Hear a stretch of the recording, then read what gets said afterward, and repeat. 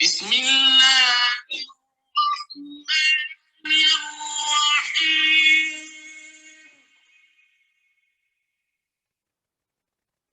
قل أعوذ برب الناس ملك الناس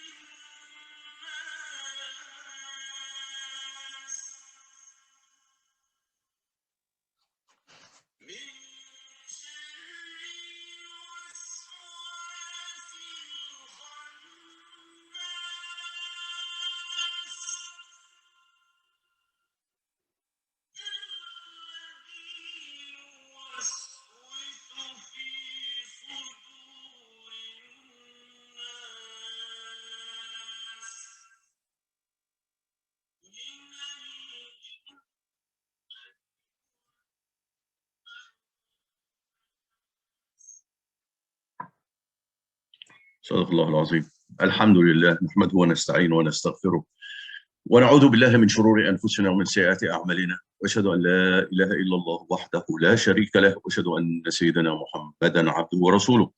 اللهم صل وسلم وبارك على سيدنا محمد وعلى آله وصحبه ومن تبعهم إلى يوم الدين. In this talk, inshallah, I am going to plan to focus on Surah An-Nas. And Surah An-Nas is the last surah in the Quran, and it is number 114. And generally, the last chapter of a book is probably the most critical one in a way that it ties everything together. Now, this last surah in the Quran is very critical because it identifies the greatest danger that can make the reader forfeits all of the benefits he or she gained from reading the Quran and understand the Quran. You know, although I said this surah is quite short. It's only 6 verses and 6 short verses. And it's memorized by almost, if not all Muslims. It may not have been given actually the proper attention that it deserves. And the surah which you just listened to, which ends the Quran, starts with قل أعوذ برب الناس ملك الناس إله الناس من شر الوسواس الخناس الذي يوسوس في صدور الناس من الجنة والناس. But before I give the translation of it, because sometimes it's very hard actually to translate the Quran word for word. So let me first define some key Arabic terms that are used in the surah. In the first verse, Allah subhanahu wa ta'ala says, قُلْ أَعُوذُ بِرَبِّ النَّاسِ. So the term Rabb, what is Rabb is. And if you look to all of the translation, you find most of the translation translated as Lord. And then some translated as sustainer and cherisher. But if you look at the definition of Rabb, it means the one who changes the condition of people to the opposite side. So in the case of Allah subhanahu wa ta'ala, he is the Rabb. As a Rabb, Allah subhanahu wa ta'ala changed the undesirable condition of the people to a desirable condition, which means that when people are hungry, Allah as a Rabb is the one who gives them food. When the people are misguided, Allah as the Rabb is the one who gives them guidance. When the people are homeless, Allah as a Rabb is the one who gives them shelter. When the people are afraid, Allah as a Rabb is the one who grants them security. When the people are sick, Allah is a Rabb, that is the one as a Rabb is the one who gives them health. And when the people are violent, Allah is the Rabb, is the one who forces them to be subdued and discipline them, and so on. Therefore, it's very difficult actually to pick one word to use as a translation for the word Rabb. But maybe the translation as a cherisher and sustainer is actually better, at least reflect the meaning or the depth of the meaning than just the term Lord. Now, in this regard, if you think about it this way, then a father is a Rabb. So anyone who's a father is a Rabb for his family because he is the one responsible for providing food, shelter, and security for his family.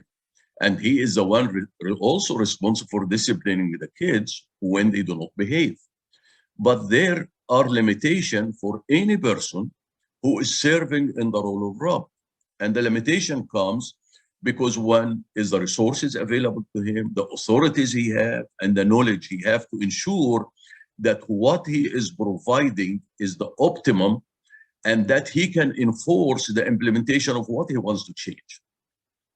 But for Allah, he's not only Rabb, but he is also King, Malik. And this is why it comes in second, verse, Malikun Nas. So he is also the king. But unlike the kings among men, Allah as king has four integrated elements that are unique to him. That one, he is the owner of everything that exists. Because even if you are a human king, you don't own everything, even in your own country. The second one, Allah as a king, he is full control and authority over everything that exists. And then he has no need for anything that exists. And everything that exists in the kingdom is in need of him. And these four elements are unique only to Allah subhanahu wa ta'ala as a king. So with these attributes of Allah as a Rabb and as a king, he is the only one who deserves to be worshipped. And thus he is also the only one who can give him the title Ilah. And this is why it comes in the third verse. Ilahin Nas. So what is an Ilah? Because he is the one who provides everything, and he is the one in full control of everything as a king. He provide everything as a Rabb and everything, and he control everything as a king and doesn't need anything. Then he is the only one who is worthy of being worshipped, and that is why his title is Ilah. So the term Ilah is the one who is worthy of, the only one who is worthy of being worshipped. And in this case, the translation of Ilah, as you know, how are you going to translate it and use it? In general, the translation become like God. And it seems reasonable, but it still is limited because it does not reflect the deeper meaning that an Ilah means is the one whom must be worshipped and the only one who must be worshipped. But anyway, that is the limitation of the translation of the English language. Now, notice something. When we invoke the names of Allah as a Rabb and a King, we are actually invoking his actions toward us. Because as a Rabb, Allah provides. As a king, Allah controls and rules. But when we invoke Allah as an Ilah, then we are actually, it's our action is the one going toward God because we worship. We are the one worshiping him. So as a Rabb and God comes from things from him to us, as an Ilah comes from us toward him. The other term which comes in verse 4, which was wiswas. And actually the verse says al-wiswas al-khannas. So let's look at wiswas. Wiswas means the one who creates whispers. So not one time, but repeated time. So it is not, doesn't give you just whisper in your ear or your mind, just one. No, it's all repeated times. And you notice this in Arabic, when you see a term that has a repeated section, similar section, like here, if we look to this word, that wiswas has a waw and the sin, and the waw and the sin repeated. Anytime you see a word of this, it means that action is a repetition action. It's repeated all the time. And that's why, for example, we see the term like zalzala. You see the term zav, the zeh and the lam is repeated, the zain and the lam and the zain and lam repeated, and that means a repeated vibration. And from it comes the word zilzal, which is an earthquake because it has a repeated vibration. Also, there's another term in Arabic like called the tamtama, and it has the teh and the meme are repeated, means it is a repeated uttering of words that nobody can understand, which like mumbling, in that regard. So what it means waswas, it is not just somebody who whisper, no, but it's continuously whisper. So, but then comes the term al-khannas. What's the khannas mean? Al-khannas means is the one who engages in an action, but when he is discovered, he shrinks and retreats. And since the term is waswas, waswas is the one who continuously give whispers. The tie to khannas that each time he whispers to you and you discover it and resist it, then he will basically, shrinks and retreats to prepare to attack you again with another, basically whisper. So it becoming a continuous whispering, but not continuous all the time. When you resist, it goes back and then stops and then comes back again, prepared to whisper to do another things. So in that, this is, so the waswas and khanas has this repetition of these, basically whispering that come. It's not one time. And the last term is that I want to discuss, which is the verse number 6, which we say min al jinnati wal nas, al jinnah. And when you look to most of all of the translation, you find out translating the jinnah as jinns, as jinn, the jinn, that created from fire. But some actually translated as invisible forces. And this is more accurate. Because by definition, a jinn is anything that's invisible, that you cannot see. And since we cannot see the jinn, then the term refers to them. But we look, for example, the term Jannah, which as garden or paradise, is derived from the same root. And that's why, because the idea of the paradise or a Jannah that's full of trees, it's full of trees and the vegetation, and which anything is invisible. That's why the term Jannah. And then you use the term like Majnoon, which means insane or mad. And that is derived from the same root, because the brain function is invisible. And frankly, in this, so anything that's invisible then can be named the jinn. And based solely in that definition, you actually can call the angels also a jinn, because you don't see them. Although we know that the angel are created differently from the jinn, between quotes. So that the jinnah it doesn't necessarily mean jinn, it means from any invisible forces that comes in, including obviously the jinn, in that regard.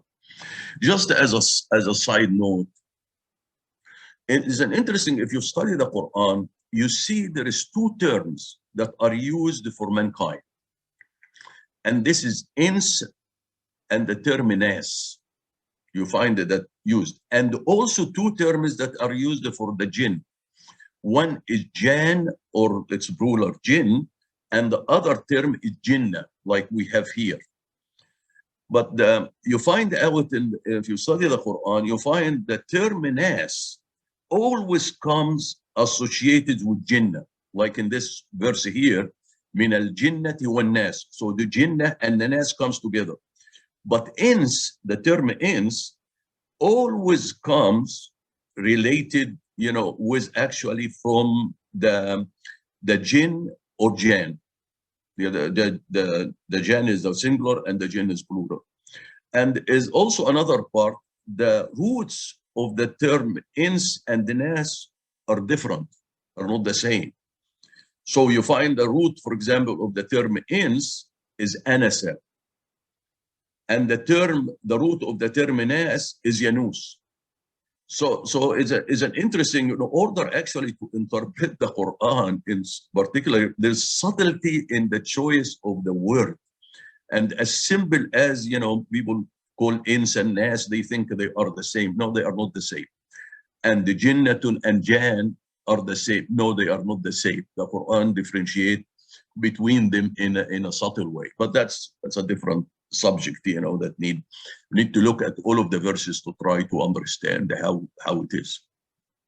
So based on this, brief discussion about the different words, we actually can translate the surah.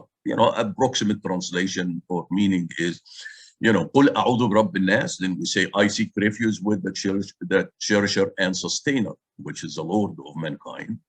Malik الناس, the king of mankind. إله الناس, the God of mankind, because frankly, there is no better word to use than God. من شر الوسواس الخناس, from the evil of the relenting, sneaking whisperer. الذي يوسوس في صدور الناس, who whispers in the heart of mankind. من الجنة والناس, of the invisible forces, e.g. the jinn, example jinn, and the man and mankind. So you can look at the surah and get translated this way to understand the meaning of it a little bit better. But last week, I discussed the Surah Al-Falaq, which is number 113, which is just a surah before this one. And I said, that both actually Surah Al-Falaq and Surah Al-Nas are known to be Al-Ma'uzatain, or the two safeguards. But if we compare the two surahs, which is interesting, because in both surahs we're seeking refuge of Allah, protection from Allah from certain dangers. But if compare this, we notice that in Surah Al-Falaq, Allah asked us to invoke only one name of His, which is Rabb al-Falaq, which we translated the Lord of the system of creation, or the Lord of creation. So one name. So we said, we seek refuge of Rabb al-Falaq, from the Lord of creation, and then to protect us from four things, from the evil of what He has created, from the evil of something that is in darkness and will spread, from the evil of those who will blow in the nuts, and from the evil of an envier when he envies. من شر ما خلق, من شر غاسق إذا وقب, ومن شر النفاثات في العقد, ومن شر حاسد إذا حسد. So one name, we invoke one name of Allah to protect us from four, dangers. But if you look to Surah Al-Nas, we are asked to invoke three names of Allah subhanahu wa ta'ala. Rabb al-Nas, Malik al-Nas, Ilah al-Nas. So, we can say the Lord of mankind, or the cherisher and sustainer of mankind, from the king of mankind, from the God of mankind. Three names to protect us from what? From one danger. And this is al-waswas al-khannas, the relenting, sneaking whisperer. So that directly means that this one, if you have to invoke three names of Allah to protect you from one, that means that this one must be far dangerous than anything else. And maybe the ending of the Quran with this surah is that Allah knows full well that there are many forces that will discourage and distract us from guidance that outlined in the previous chapter in the Quran. But some of these forces are apparent and known to us, and therefore we can resist them. But there is one force that is not evident because its sources are concealed and secret. And thus we cannot resist it unless we are fully aware of its existence, and unless we seek Allah's support to help us overcome it. So that is why Allah subhanahu wa ta'ala put this, in my understanding, or at least some interpretation, Allah knows best, why Allah put this surah at the end of the Quran after you read and studied and looked at all of the guidance that exists in the Quran. So why this waswas al-khannas, which is this relenting, sneaking was? Because one, you don't know the source of. The second one, this force can penetrate our emotion center, which is our heart, and confuse our brain with doubts and negative thoughts, which, if not resisted and rejected, will diverge us from the light of the divine guidance, which is the whole Quran, to the darkness of the satanic misguidance. So actually, if you don't watch for this, danger of al-waswas al-khannas, that will basically reverse the whole guidance process in the Quran. And this is why Allah subhanahu wanted us to master three of His greatest names to help us against it. Because of this most damaging and unique danger, Allah blessed, as I said, this very critical surah as closing for His personal message to us, to make us aware of it and to teach us what to do and what to say to protect ourselves from it. Allah subhanahu wa ta'ala in this case is asking us to seek his protection from this one danger by invoking all his key attributes. Because frankly, if you look to all the key attributes of Allah, Allah is a Rabb, Malik, and Ilah. That will summarize all of the key attributes of Allah. Everything else comes under these three. And this is, I said, from the only one danger, which is the evil of relenting, sneaking whisperer from Surah al-Waswas al-Khannas. So we basically are asking Allah subhanahu to protect us from both, you know, actually both from the whisper and from the whisperer. You know, Waswas al-Khannas could take it as the whisperer that keep the relenting whisper, or also the relenting whisper itself. So from both the action and the person or the entity that making that, creating that action.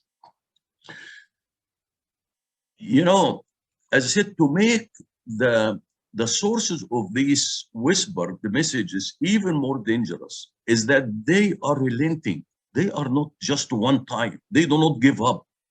They attack you from, and whenever, anytime you resist, they will attack. They will retreat and gather forces and attack you again.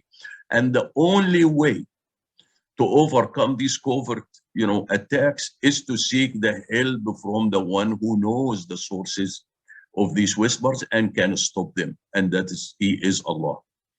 And this is why anytime you start getting distracted or having, you know, an evil thoughts, even during the prayers, you should always need to seek Allah's refuge. So even during the prayer, if suddenly you find yourself being distracted or think of something else or something bad, then you directly say, A'udhu billahi minash shaitanir rajim. You should do that. Otherwise, that thought is going to continue bombarding you, and you finish the prayer and you don't even remember what you have, you know, read and said. So we need, and also, in fact, actually, it's probably a good idea that before you started the prayer to read, particularly, you know, before even you start, you know, the prayer. Because frankly, it is the only defense for us to overcome these evil whisperer. And everyone, frankly, and they always get whispers during the prayer and whispers every time. So now, and this danger, frankly, of this whisper should not be taken, you know, lightly, because if you think about it, it is it is whisper that made Prophet Adam commits the first sin. And as a result, he and his wife, Hawa, Eve, were asked to descend to earth. So what is the whole issue about Sayyidina Adam coming to earth and disobeying Allah? The first sin came from where? From a whisper, you know.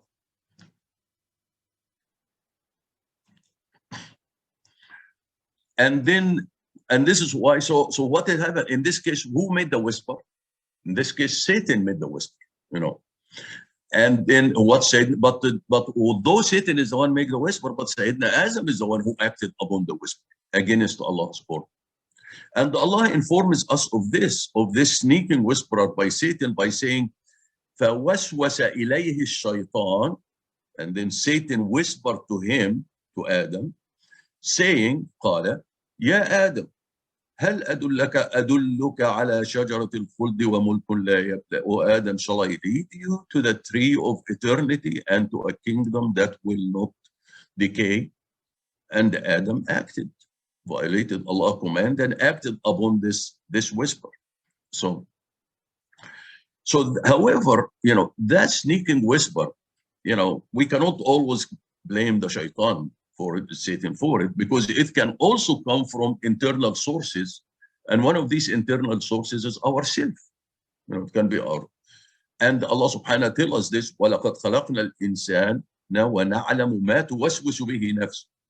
Indeed, we have created man and we know what his own self whispers to him. And this is Surah Qaf. But Allah also identified for us the whispers can come to us from two sources. From an invisible sources, such as a jinn, and also from mankind. And frankly, the whispers of the devils among the jinn are far less dangerous to us than the whispers of the devils among the humans. And this is what the Prophet ﷺ told in a hadith to Abu Dhar. He said, Prophet ﷺ told Abu Dhar, seek refuge in Allah from the devils of men and jinn. So Abu Dhar said, O Messenger of Allah, are there devils from mankind? There is shayateen from mankind. And the Prophet ﷺ told him, say yes. And they are even more dangerous than the devils of jinn. Now, why? Because the devils of jinn, when they do a whisper to you, if you say, أعوذ بالله من الشيطان الرجيم, they retreat.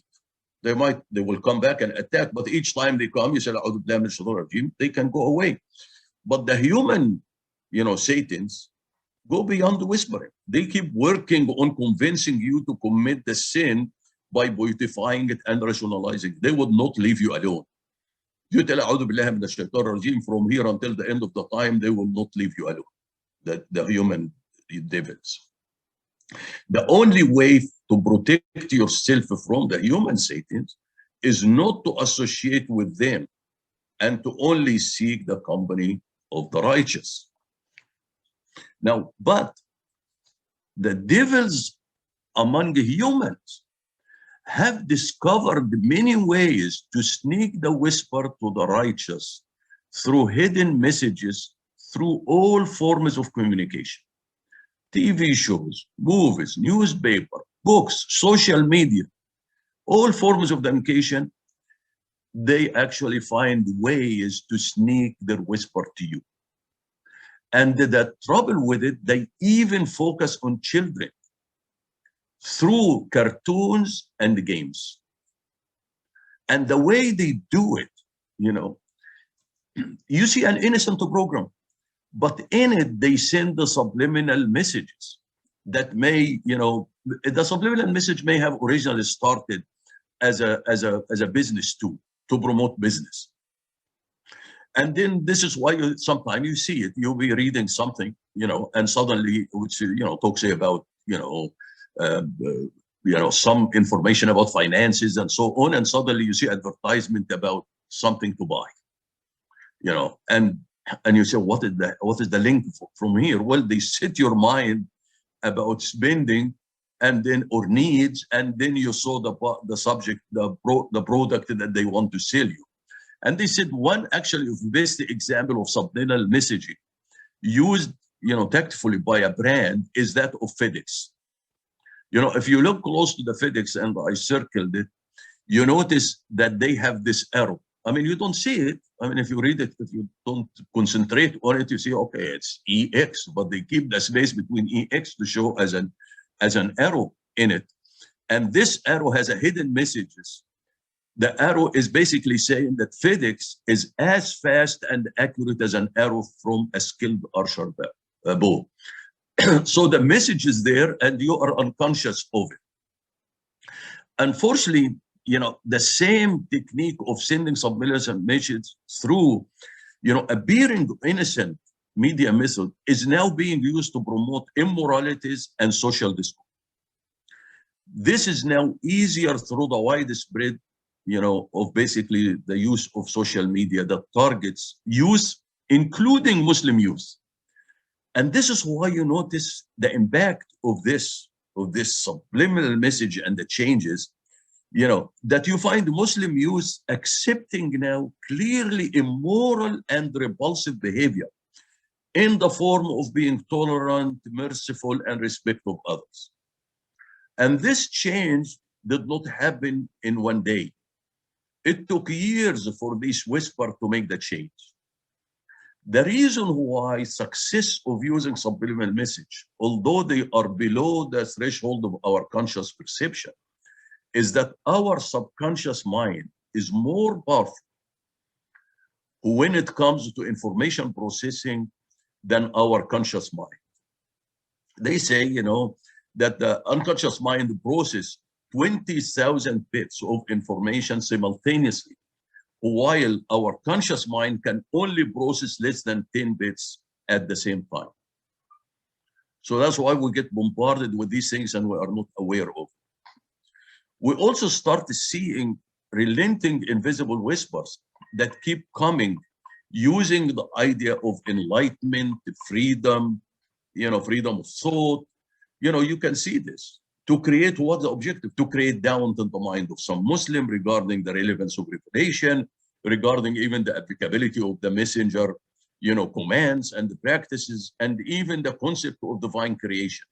Unfortunately, actually, those people who promote these things are the ones that comes in the media in many Muslim countries, who bring all of these message to create doubt in the mind, particularly in the mind of the youth, the young, who is unaware. And this is why you can find many of these young people in many Muslim countries that actually start leaving Islam and becoming, atheists, because of all of this information that keep bombarding them to create that doubt. In addition, actually, the devils among the people have been developing methods for thought control to reduce the ability of the person to think critically or independently, and thus allow the introduction of new, unwanted thought and ideas in the person's mind, as well as to change his attitudes, values, and beliefs. Trouble with it, even if you shut all sources of media, which is practically impossible to do, you actually will start getting these whispers, that impact your senses from what you see and hear and smell in the street. You cannot help yourself. So we are bombarded with whispers all the time without we are even aware of it. But so Allah subhanahu wa ta'ala says, okay, in order to protect yourself, you keep reading Surah Al-Nas to help you from this. Now, I said, while the devil among men whisper to us through our senses, now the devil from the jinn actually have the capabilities to send us the message directly to our brain and shortcut our senses. Because, you don't hear the Satan input to when you're praying. Nobody speak to your ear, or you cannot see anything directly. The thought come to your mind, because the Satan is good. He reach, because everything that you hear, see, smell, or anything, it actually convert to an electrical signal, go to your brain to interpret. So Satan is clever enough, he go directly send this signal to the brain. And that's why I think in another talk we said, if you can actually, even your thought also started as an electrical signal from the brain. So if somebody make a machine that can capture this signal, he can understand what you're thinking of it before without you even uttering anything. But that's what that's what Satan or the jinn, these invisible source, forces can do to you. And only, as I said, Allah subhanahu wa ta'ala is the only one can protect us from it, So I said, after all, what we sense with our senses, as I said, is converted to this electrical signal that is sent to the brain to interpret it. The only way to overcome this danger is what? Is actually to seek Allah subhanahu wa ta'ala support, and to always be in a state of remembering Allah. And this is the trick that Satan uses. If he can make us heedless from remembering Allah subhanahu wa ta'ala, then he will be able to attack. And this is why Allah subhanahu wa ta'ala warns us for this. He said, استحوذ عليهم الشيطان فأنساهم ذكر الله. Satan has prevailed on them. Wow, he made them forget the remembrance of Allah. And then is another, Surah Al-Ma'idah, إنما يريد الشيطان أن يوقع بينهم العداوة والبغضاء في الخمر والميسر ويصدكم عن ذكر الله وعن الصلاة فهل أنتم منتهون. Satan wishes to plant enmity and hatred between you through intoxicant and gambling, and to prevent you from the remembrance of Allah and from the prayer. So then Allah said, would you then abstain?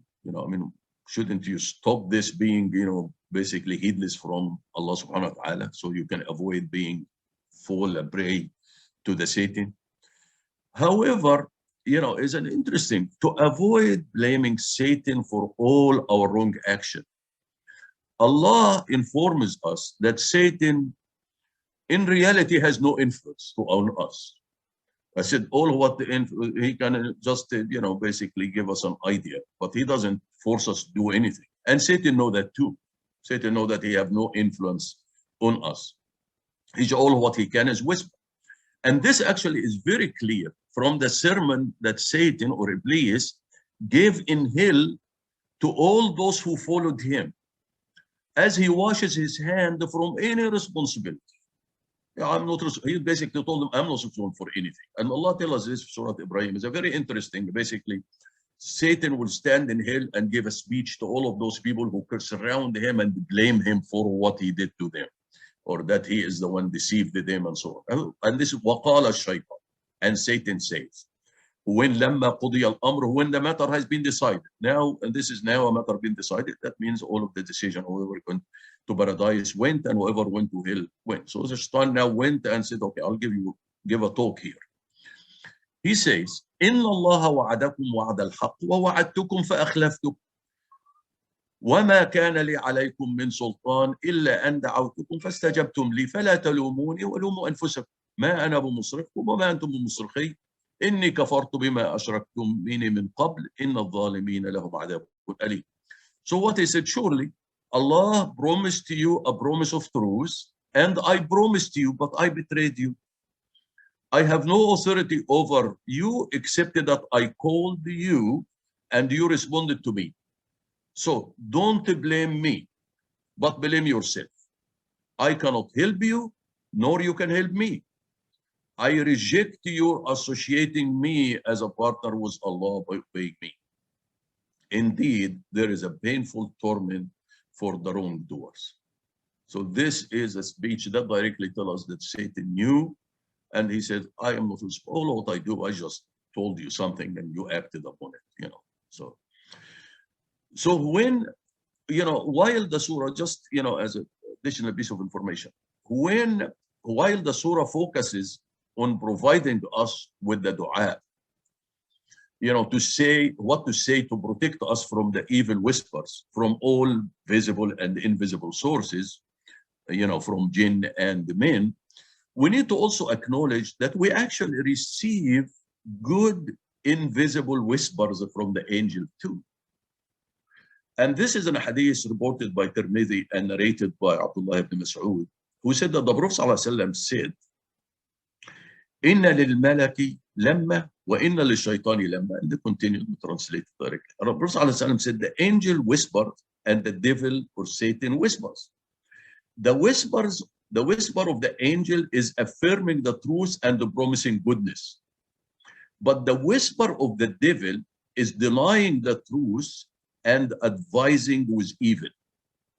Whoever find the later, when he get the whisper of the devil, he has to seek the refuge in Allah from Satan.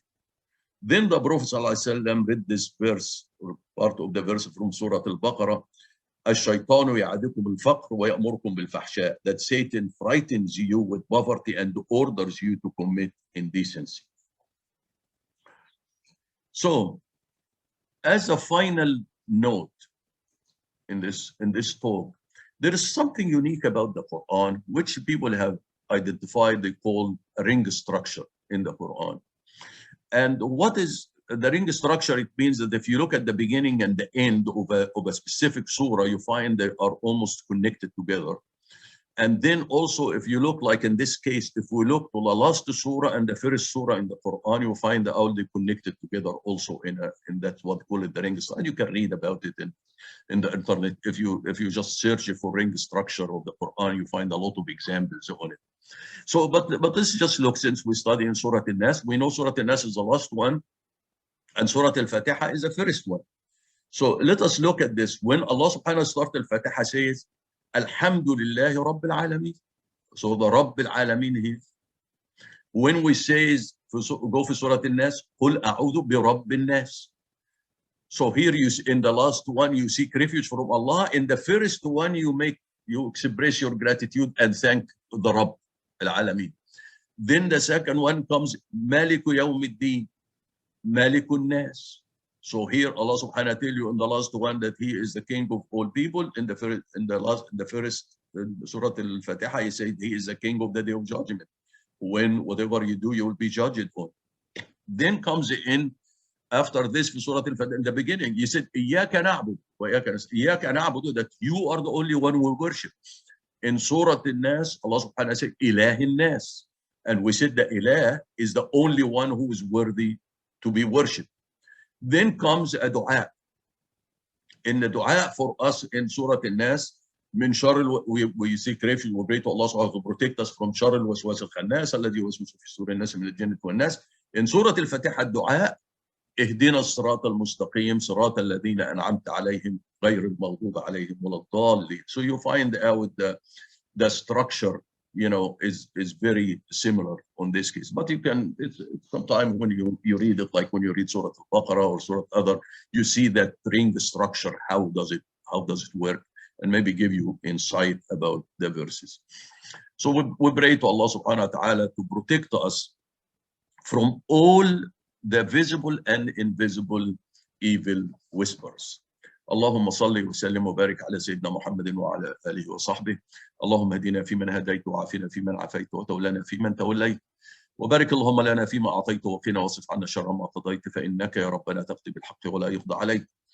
اللهم ادخلنا برحمتك في عبادك الصالحين. اللهم اخرجنا من ظلمات الجهل والوهم الى نور العلم. اللهم علمنا ما ينفعنا وانفعنا بما علمتنا وزدنا علما. اللهم اجعلنا ممن يستمعون القول فيتبعون احسنه.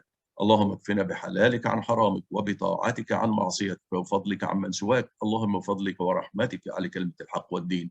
اللهم انصر الاسلام واعز المسلمين يا اكرم الاكرمين. Oh Allah, spread your mercy upon us, shower us with your blessings, increase our knowledge, grant us forgiveness, and reward us with the company of the prophets in the Firdaus al-A'la. Oh Allah, purify our heart, strengthen our faith, increase our knowledge, and make us benefit from what you have taught us. Oh Allah, forgive our parents and all our friends and relatives who have passed away. Oh Allah, grant them your mercy, make their graves a garden from heaven and they grant the Firdaus al-A'la.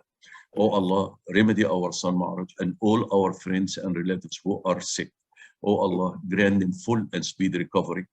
Oh Allah, grant us the power and the ability that we may be grateful for the favors that you have bestowed upon us and upon our parents, that we may do righteous deeds that are pleasing to you. Oh Allah, protect our children. Oh Allah, guide all children, protect them and make them righteous. Oh Allah, with every name you have elected for yourself, that none of us leave this gathering, but his pains have been relieved, his worries have been removed, his debts have been paid, his weaknesses have been concealed, his sins have been forgiven, and his needs have been fulfilled. Subhanallah wa bihamdih, عدد خلقه ورضا نفسه وزنة عرشه ومداد كلماته. Subhanallah wa bihamdih, عدد خلقه ورضا نفسه وزنة عرشه ومداد كلماته. Subhanallah wa bihamdih, عدد خلقه ورضا نفسه وزنة عرشه ومداد كلماته. والعصر إن الإنسان لفي خسر إلا الذين آمنوا وعملوا الصالحات وتواصوا بالحق وتواصوا بالصبر. وآخر دعوانا الحمد لله رب العالمين والصلاة والسلام على خير المرسلين. اللهم صل وسلم وبارك على سيدنا محمد وعلى آله وصحبه والسلام عليكم ورحمة الله.